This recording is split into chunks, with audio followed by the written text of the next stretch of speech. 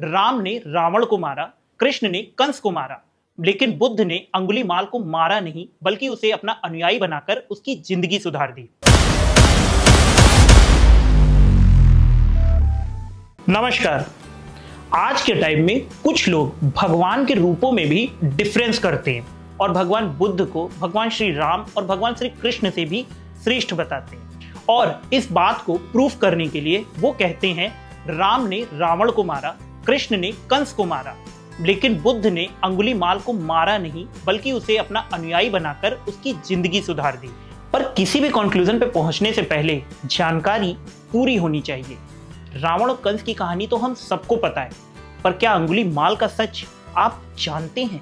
अंगुलीमाल का जन्म कौशल नरेश सम्राट प्रसेनजीत के राजपुरोहित के घर पर हुआ था और बचपन में इसका नाम अहिंसक रखा गया था। कहते हैं अंगुलीमाल की कुंडली में एक दोष था, जिस कारण से उस समय के ज्योतिषियों ने यह कहा कि जिस टाइम पर इस बच्चे का जन्म हुआ है उस टाइम पर पैदा होने वाले बच्चे या तो डाकू बनते हैं या हत्यारे। इसी वजह से इसका नाम अहिंसक रखा गया, ताकि ऐसा नाम होने से भविष्य में इसके मन में कभी हिंसा की भावना ना आए। जब वो थोड़ा बड़ा हुआ तो पढ़ने के लिए उसका एडमिशन आचार्य मणिभद्र के गुरुकुल में कराया गया।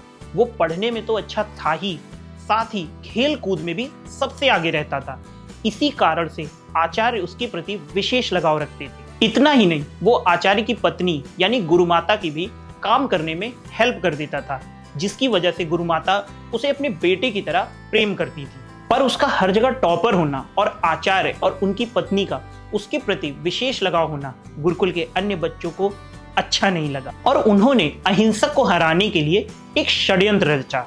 उन बच्चों ने गुरुदेव से ये कहना शुरू कर दिया कि अहिंसक गुरु माँ पर गलत नजर रखे हुए है। पहले तो आचार्य को इस बात पर विश्वास नहीं हुआ, पर क्योंकि उनकी पत्नी की उम्र कम थी और गुरुकुल के बच्चों ने कुछ ऐसी परिस्थितियां उत्पन्न कर दी जिससे आचार्य को भी यकीन हो गया कि उन बच्चों की बात सच है।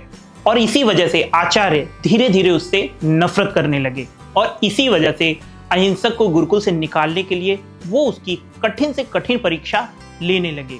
लेकिन अहिंसक उनके द्वारा दी गई हर कठिन परीक्षा को इजीली ही पास कर जाता था। आचार्य की लाख कोशिशों के बावजूद भी वो उसे गुरुकुल से नहीं निकाल पाए और इसी तरह धीरे धीरे शिक्षा पूर्ण होने का समय आ गया।